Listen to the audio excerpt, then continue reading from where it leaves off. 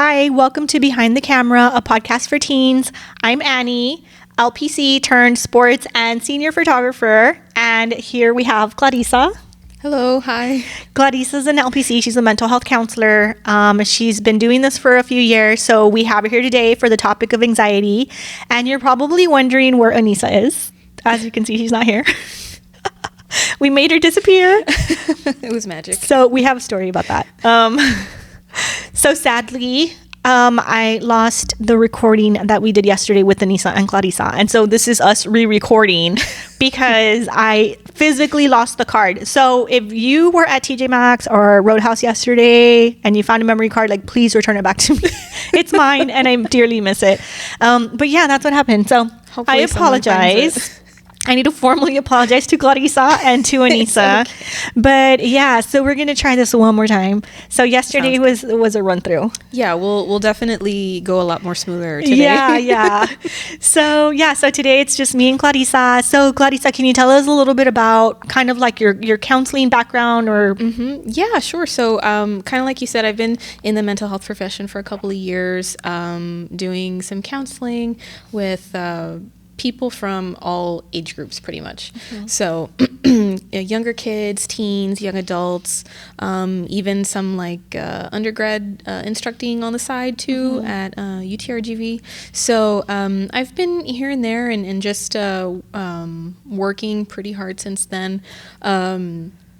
Just kind of, doing that mental health thing. Yeah, it's a huge job to have because the demand is getting greater and greater and greater. For sure. Like it's not something that we see getting smaller and smaller. Right. Like the need is just arising. Yeah. I feel like mental health issues are becoming more common, mm-hmm. with every passing generation. Like every year, I feel like we talk about it more and more, which is great. Mm-hmm. But at the same time, it's like, why is there such a need now? Like what's been going on that's making people so uneasy, mm-hmm. And having all of these mental health issues in the first place. Mm-hmm.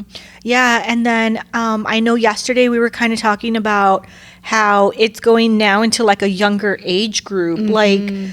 So me and Clarissa briefly worked together, and we don't anymore because I followed my photography passion path, and she's still, following her journey with counseling.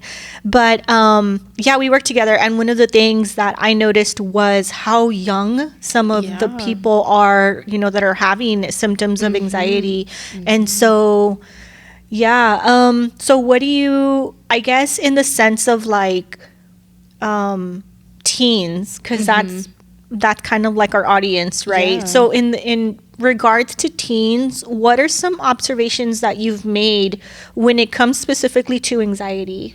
Sure, yeah. And, with teens, I feel like a commonality that I've seen is a lot of high achievers, right? Like you'll have these kids come in and whether they're, like in cheer, UIL, band, they're in all these AP classes, they're doing all of these extracurricular things because they're working on their applications for college, and it's just so much on their mm-hmm. plate, that it adds a lot of stress. Mm-hmm. And to that point, there's a possibility that if you are not able to handle that stress, right, for whatever reason, it can turn into anxiety.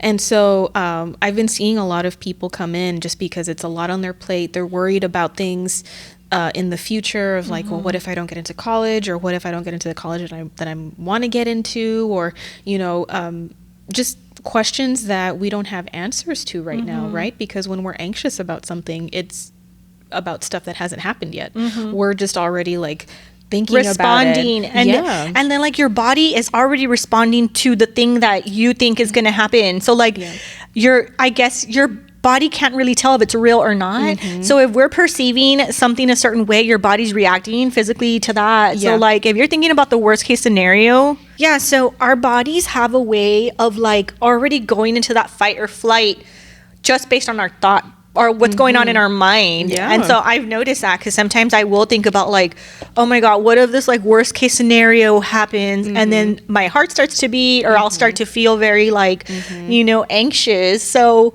that's one thing I think that maybe we're not always aware of is Sure. what we're thinking is what our bodies are going to kind of like eventually respond to. Yeah, absolutely. And then that's when we start feeling those physical symptoms of anxiety of like having butterflies in our stomach or being tense all over, having nausea or getting like very jittery. Those kinds of physical responses might be initial first signs of maybe this is more than just stress. Maybe it's anxiety. So I know you talked about like the jitteriness, the nervousness, the butterflies in your stomach. So those are like the more obvious symptoms of anxiety. What would you say are some maybe not so obvious symptoms that you might not even think are anxiety? Yeah, a lot of symptoms of anxiety can also be very intrinsic, like within us, where they might be harder to see.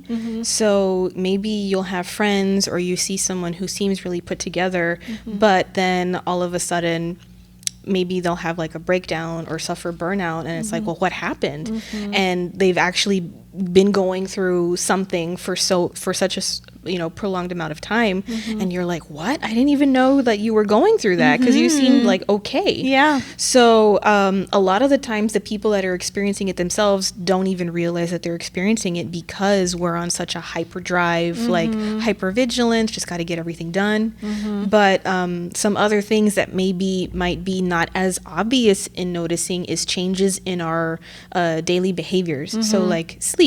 Maybe our sleep isn't as good as it was before, or maybe our appetite has changed. Like we don't get as hungry as much because those nerves of tension are in our stomach, and so we feel sick most of the time, or we're always tired or irritable. I'm never in a good mood when I'm feeling anxious, because I'm just thinking about that thing that is giving me anxiety. So there can be mood changes, behavior changes, where maybe for someone else that really knows you very well, they might be able to pick up on that and say, hey, are you okay? Yeah. So someone that's very in tune with you, Yeah. right? But maybe not a lot of people can.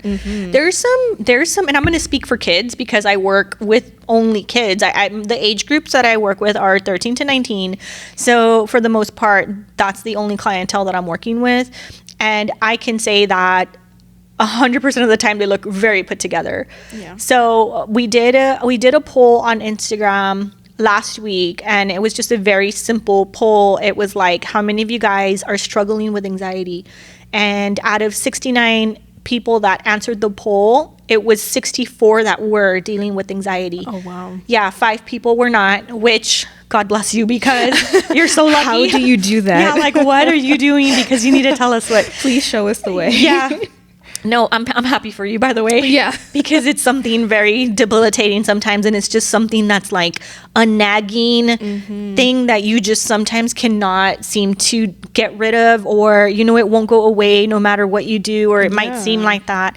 But yeah, so I was very surprised, because a lot of the people that responded, I was like, whoa, I would have never thought that this person or that person, because a lot of them, like you said, are high achievers, and they're, very high functioning and doing all these things at the same time.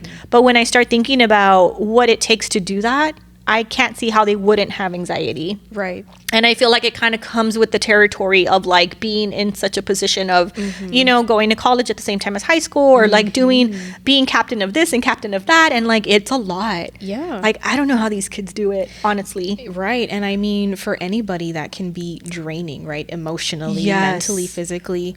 So not that we're saying to not do those things, right? But what are some ways that you can help yourself if you find yourself in that situation of doing all of the things, but at the same time struggling of just trying to stay afloat or just trying to be okay, right? And so whenever we have people come in, searching for services, or just, wanting to find a therapist, it's always important to ask those questions of, how badly is it affecting your life?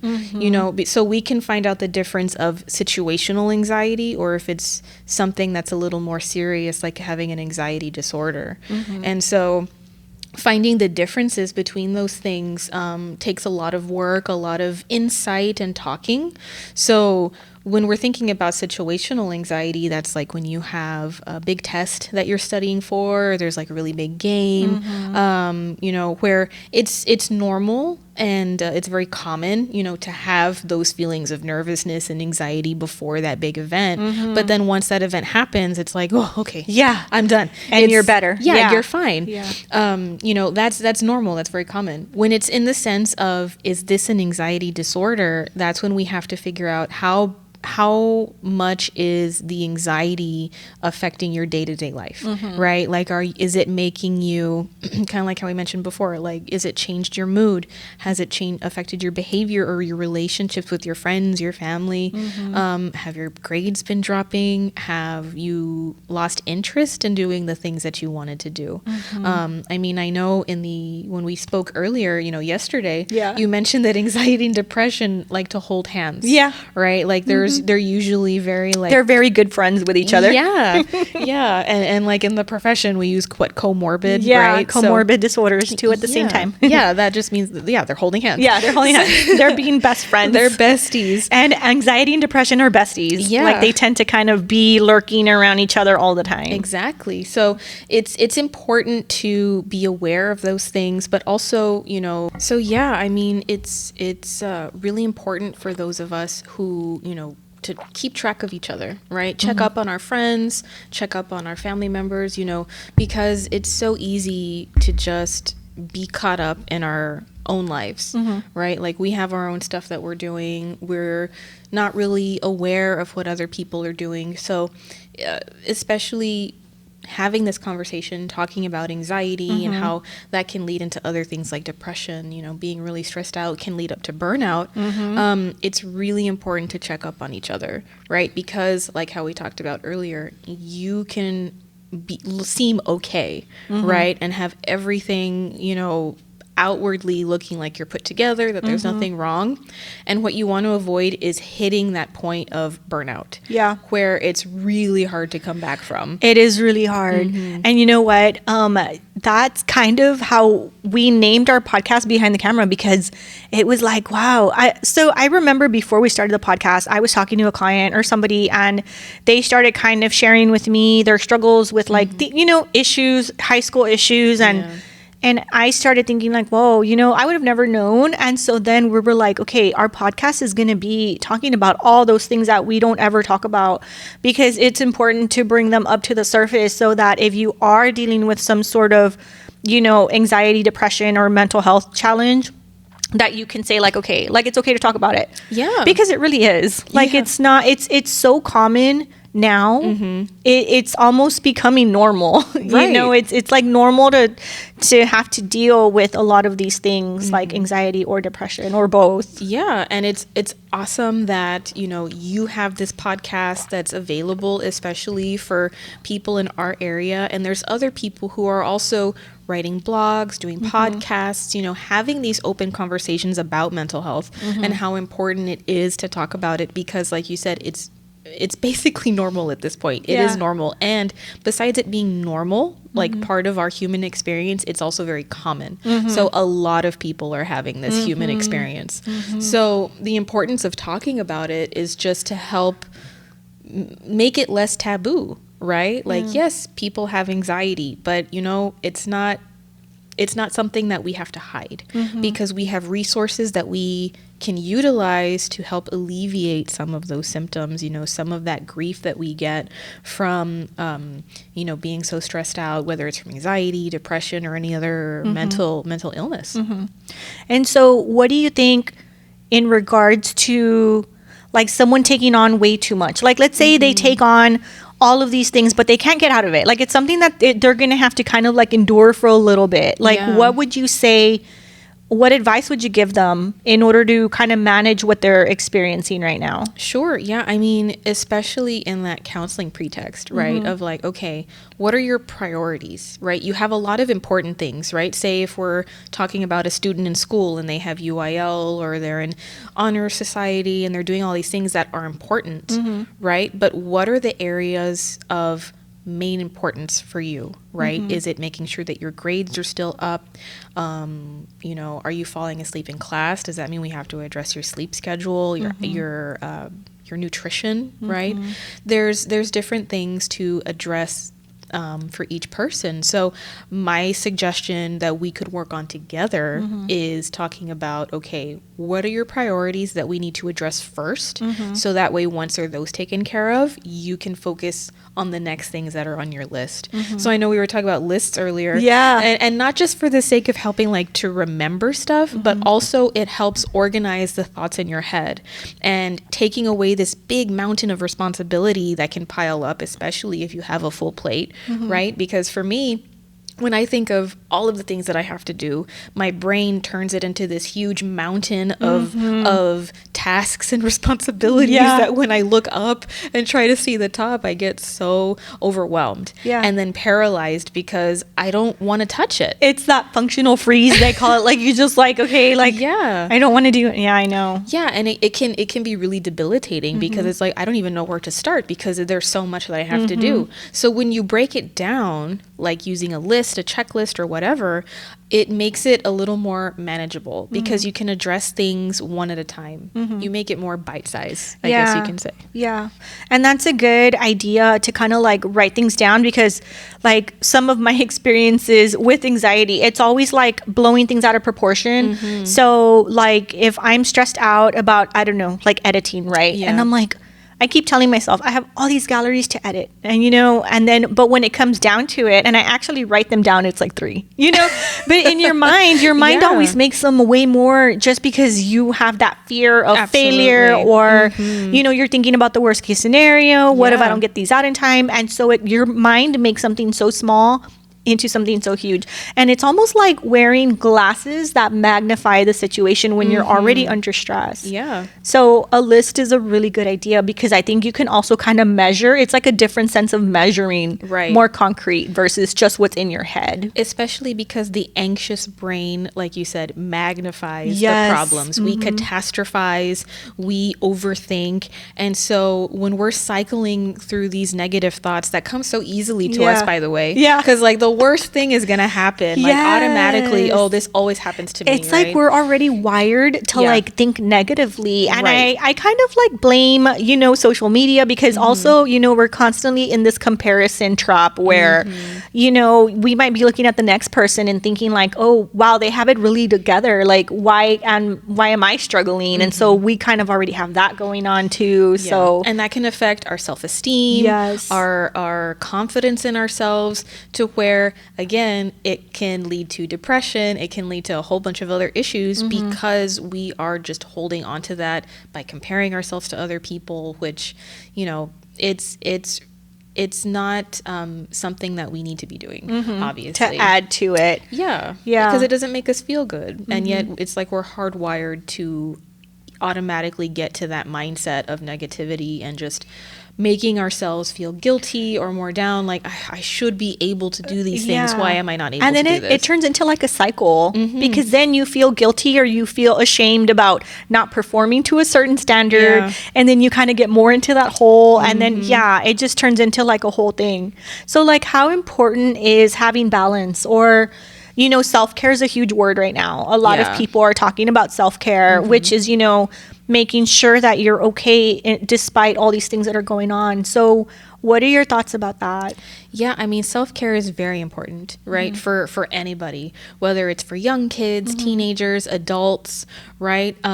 It's always important to find that balance, whether it's with school, work, having that work-school life balance. So even adults, right? Everybody. I mean, I'm the first one to admit it. Like, it's super important. It is. And self-care can look different for anybody, right? I mean, maybe for someone it's prayer, or maybe for someone else it's exercising, getting out all that extra adrenaline, all of that nervous energy. Maybe it can even be like reading your favorite book or drawing, going to therapy, escaping for that short amount of time. Therapy is important too. In regards, coming back to self-care, what are some other ideas that maybe they can try? Because like I know Anissa had mentioned like journaling. Like journaling is a good one because really good one. It's like you said, you can organize your thoughts and you can you see them, you process them a little bit different when they're on paper, when you're reading them back. And so that was a good one. And then I know we had also mentioned rating your symptoms on a scale of 1 to 10. Like, do you ever use that strategy with people? Yeah, for sure. And I feel like it helps put things into perspective.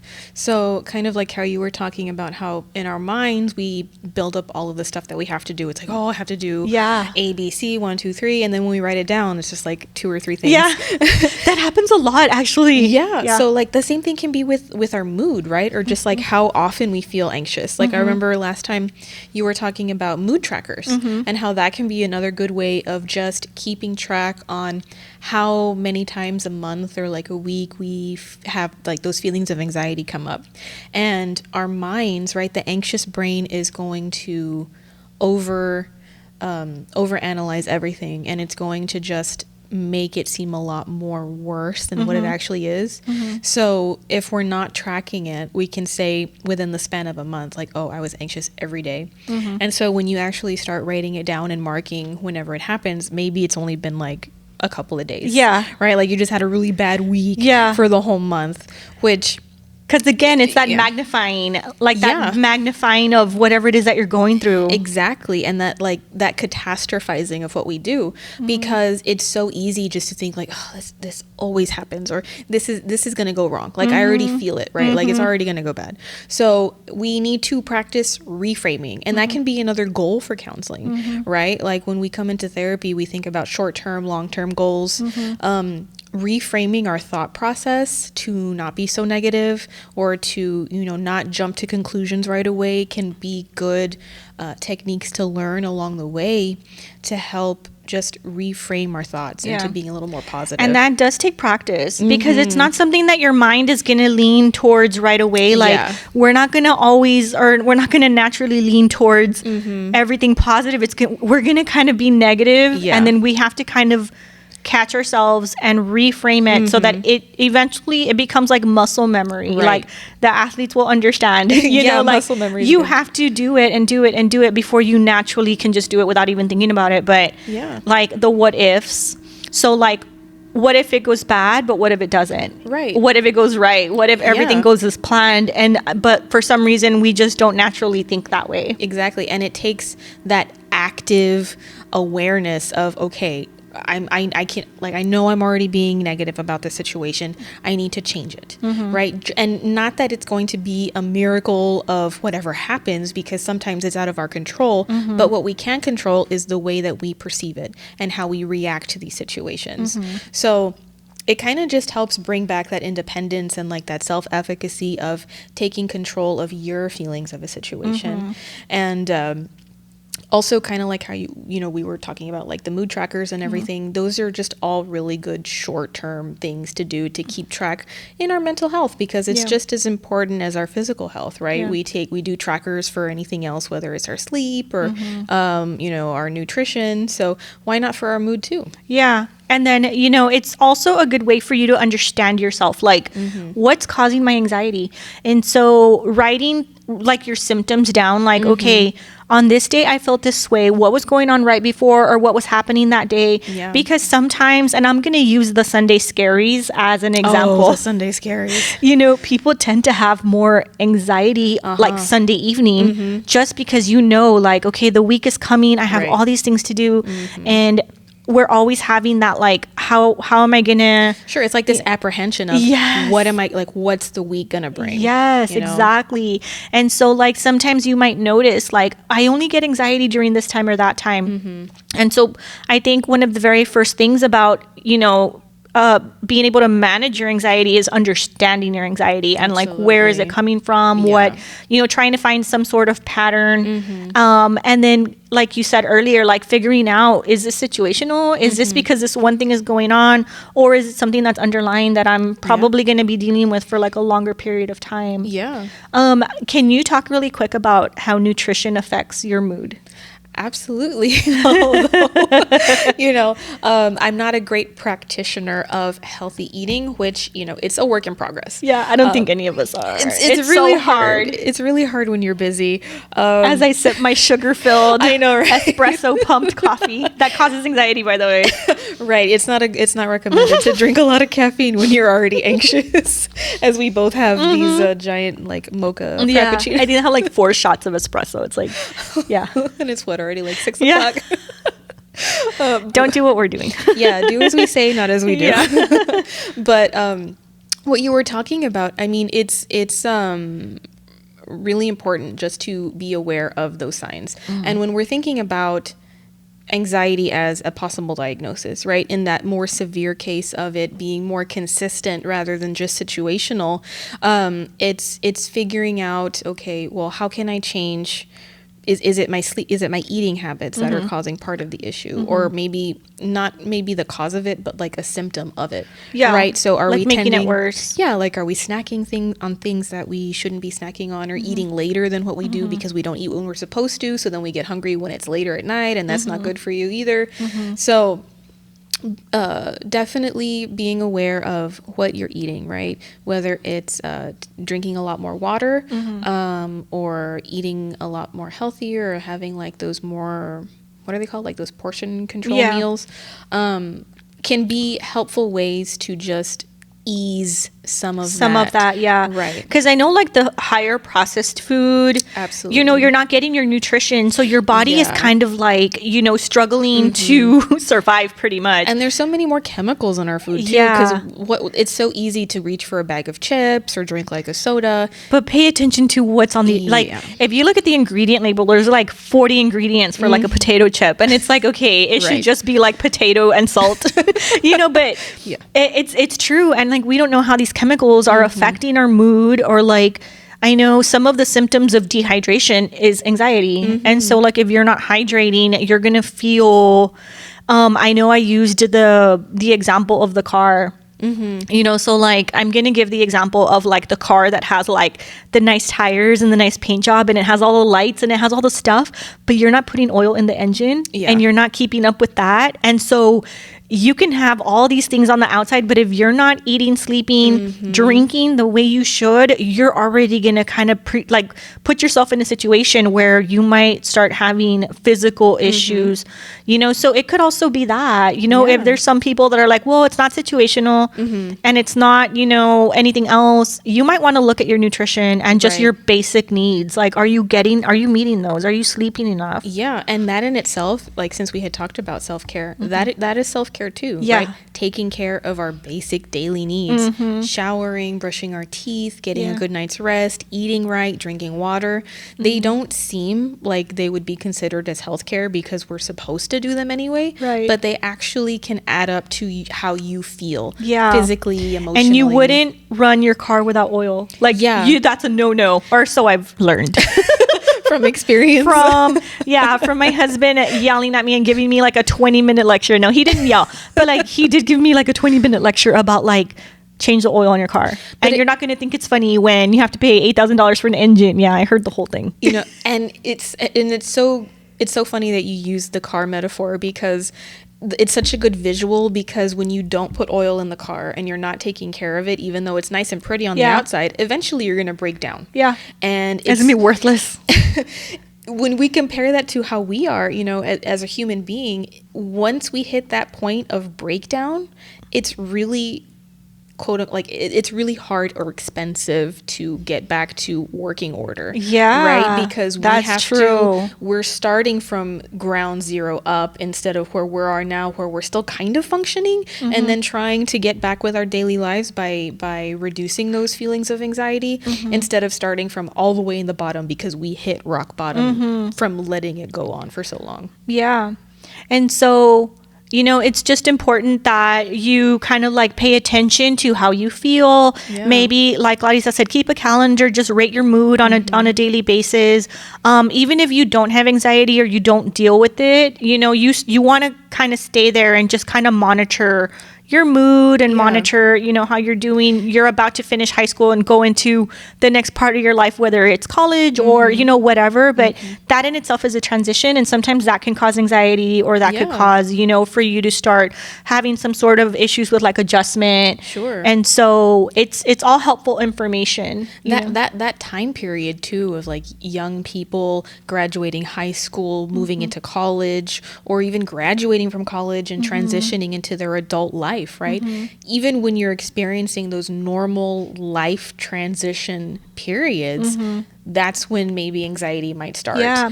Even if it's a good change, because I've noticed that even when it's something positive, like moving from one house into a better house, right? It's like a happy thing, but nonetheless still provokes anxiety. Like, so you can still feel those things, even though it's not, necessarily a negative thing that's happening in your life. Absolutely. And you know what? There's even like quote unquote good anxiety, right? Because sometimes, to some extent, anxiety can be a good motivator to do things, right? When, like, if we're going to talk about a game or like moving into a new house, right?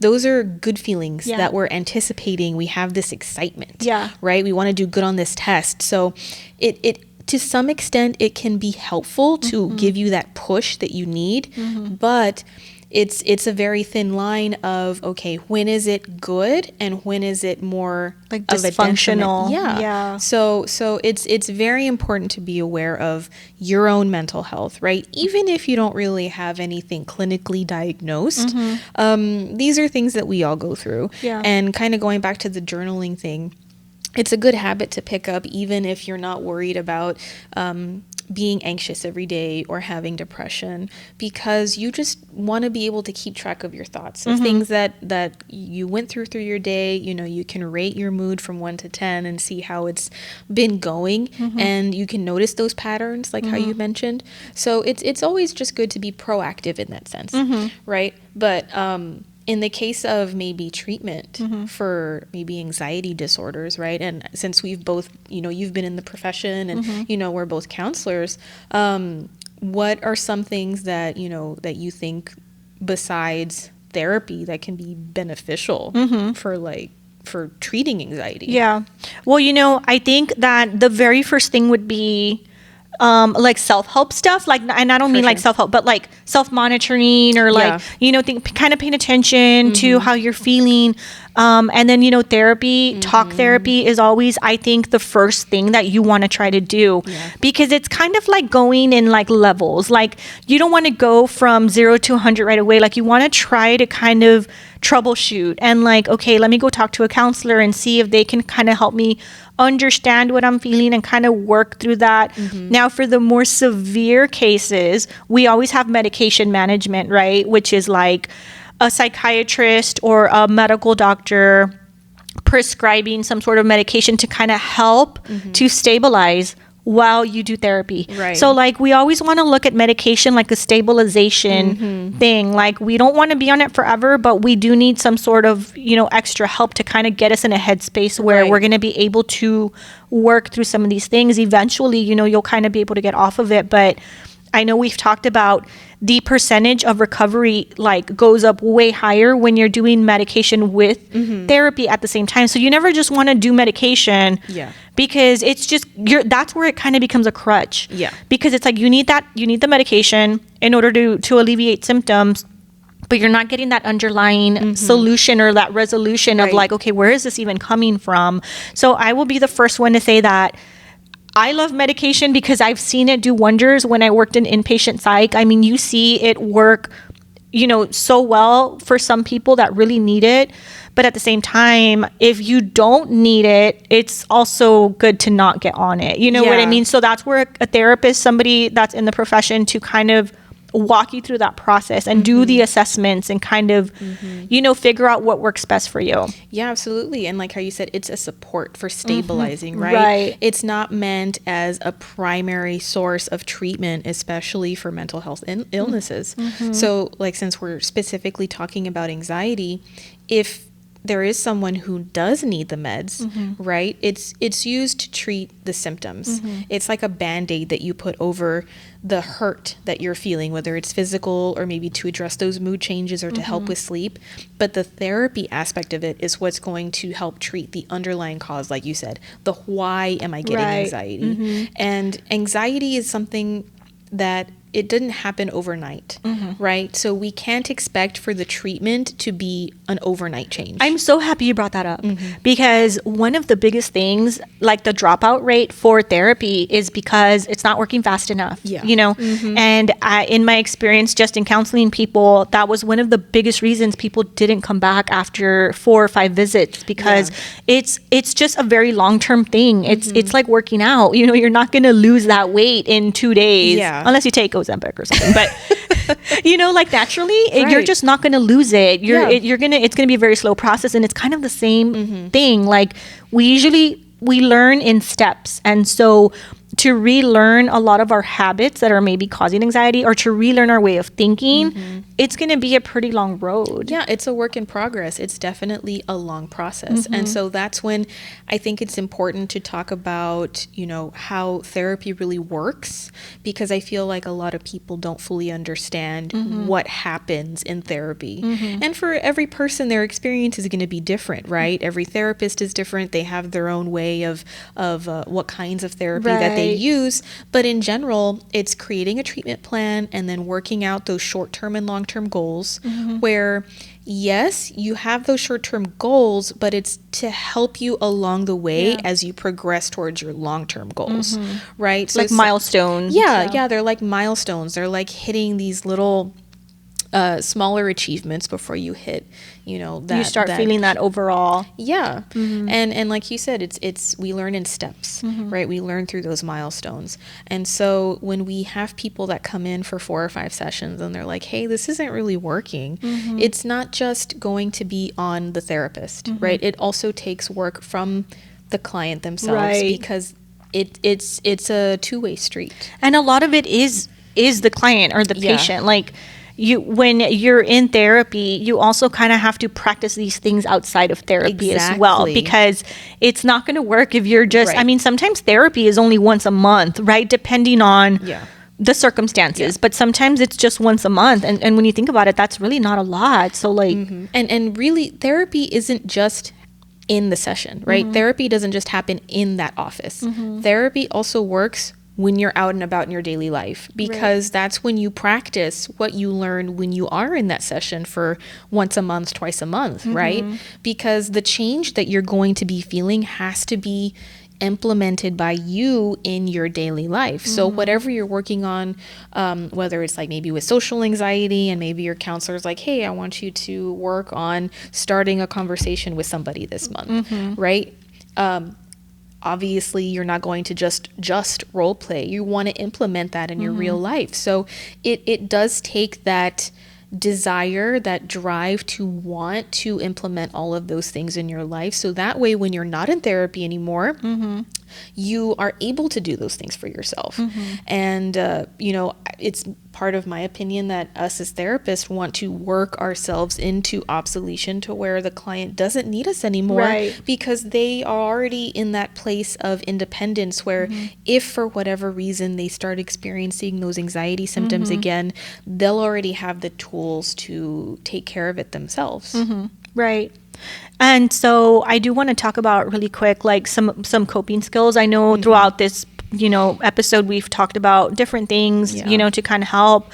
But one thing I want to talk about is avoidance, because avoidance strengthens your anxiety. So for example, if you don't want to go into large crowds because it gives you anxiety, and with good reason, because, you know, the world is crazy. So sometimes we start thinking about like all the what ifs, right? But the more you avoid that situation, the more anxiety is going to strengthen in you, because, you know, you're just kind of getting those good feelings of like, okay, I don't have to deal with that situation, so I feel good. But then there's going to come a time where you have to be in that situation, and your anxiety is going to be 100 times worse. Like it's slowly going to be building and building until it's just this unavoidable mess that you cannot avoid anymore. Yeah, we talked about the yarn, remember? Like a ball of yarn, and like having to untangle that yarn. And so if just avoidance is probably the worst thing you can do when it comes to anxiety, even though in the moment it feels good. In the moment it feels right. Right, because it's the easy thing to do. Right. But it's not necessarily the best thing for us to do, because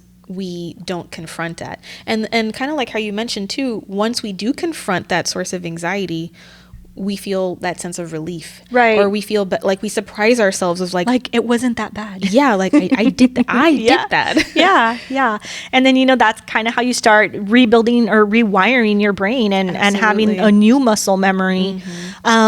So we also want to talk about like resetting your central nervous system. Like if you're ever in a panic attack or you're having, palpitations or shortness of breath, like we talked about resetting your central nervous system by breathing. So there's one technique that I like.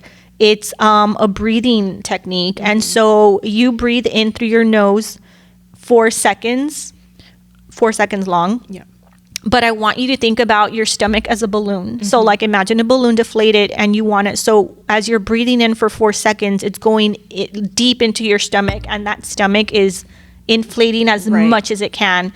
You hold it for 2 seconds and then you release it for double the amount that you inhaled it. So 8 seconds out through your mouth, and you want to open your mouth up nice and wide so that air just releases and that balloon comes back down to its beginning size, so that's kind of like the visual that I use. And throughout my whole life, because I was diagnosed with anxiety very young, and so that's something I struggled with, but the breathing has been amazing for me because in that moment I'll do it 8 to 10 times, and the way it just brings down.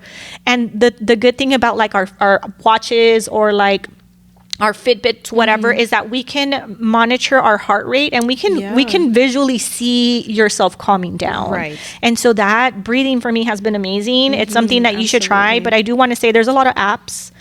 Breathing apps that could kind of train you to do that. And so that's one thing to try. Yeah. And grounding is another good one too. Can you talk about grounding? Yeah. I mean, grounding, it's a good way of kind of bringing ourselves back from the scary place. Yeah, from that mindset of being in the scary anxiety place.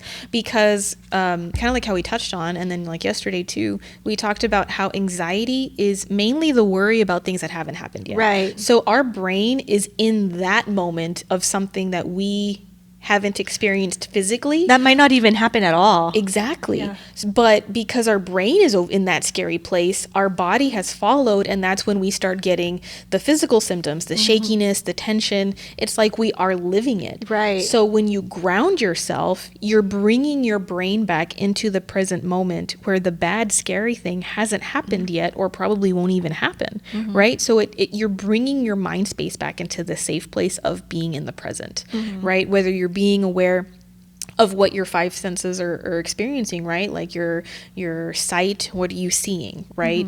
What are you able to hear in the room that you're in? What do you feel, right? Like I'm feeling the soft couch underneath. I see the flowers on the table. I'm hearing you talk to me and I see the light from the wall, right? Those are things that are bringing me into this present moment. And that's when I know I'm okay, because the scary thing isn't even here. Right. And like reassuring yourself, like right now everything's okay. Right. Like in this moment everything's okay. There's no need to feel or to be over there, you know. Yeah. So I like the grounding.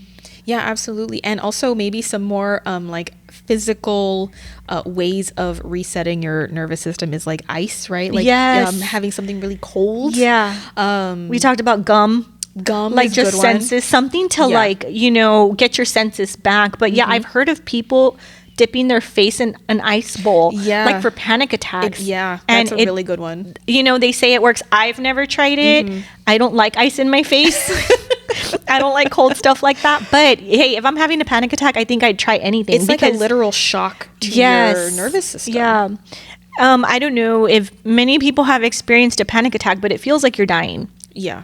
And, there's been times throughout my life where I ended up in a hospital because I thought I was dying, but no, it was just anxiety, which is the most frustrating thing because it just makes you seem like your doctor comes in and they're like, well, you're perfectly fine. But it's like, no, like my heart, my breath, I couldn't breathe. You know, it's just like a horrible thing to experience. And it just goes back to that fact of how powerful those physical symptoms can be. Because we can think that it's something else. Right. And then it's anxiety. Yeah. And we can't even say like, oh, it's just anxiety. Like, no, the anxiety got so bad that it puts you in the hospital. Right. Like, that's really serious. Yeah, and I think we need to start seeing it that way because, and nothing against medical doctors, right? Like, we need them, we love them. But, I think that sometimes it is kind of delivered like, oh, it's just anxiety. Right. And it kind of minimizes the severity of what it is, because anxiety can be super intrusive, disruptive. Like,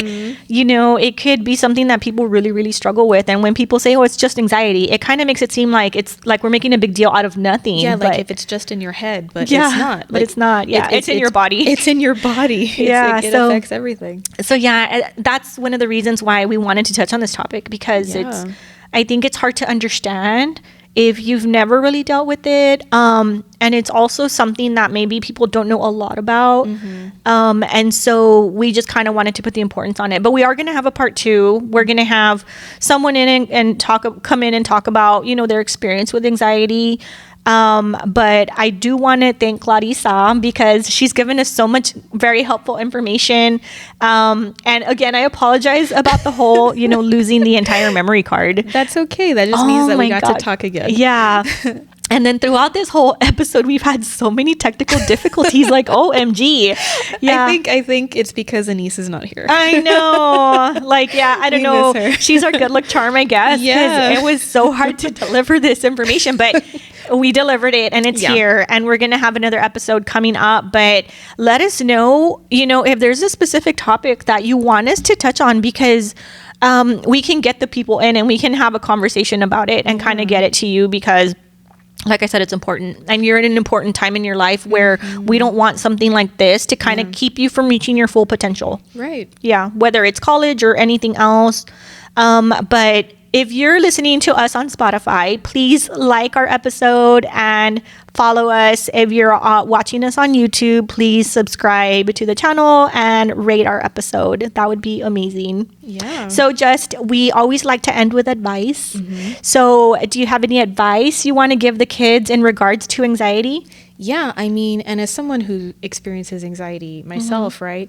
I know I touched on it earlier, but lists really help me out. Yeah. And it's mainly in the sense of organizing those thoughts, right? That messy ball of yarn that when you're not actively thinking about it, it's just this huge jumble of mess in your head, right? All of these thoughts are tangled within one another. And so when you start writing things down, whether it's through lists or whether it's through journaling, it helps make more sense of what's going on in your head. Because once you break it down, maybe it just doesn't look as bad as how it is up here, right? It's a little more manageable when you get to see it listed down. It's like, okay, now I can tackle one thing at a time, rather than seeing this huge mess of thoughts and tasks and just irrational fears and all of that stuff that's in our head.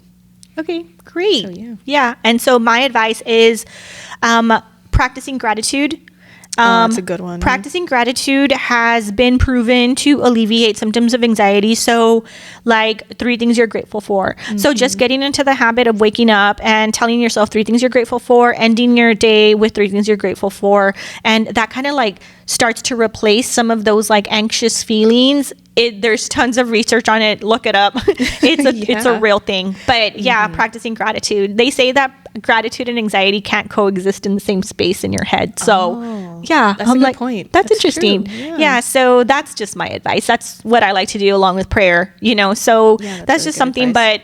But yeah, so there you go. You have your advice. And please come back for episode or the second part of this anxiety series. 2. Thanks, Clarissa. So we'll Thanks see you for guys having me. again next week. Bye. Bye.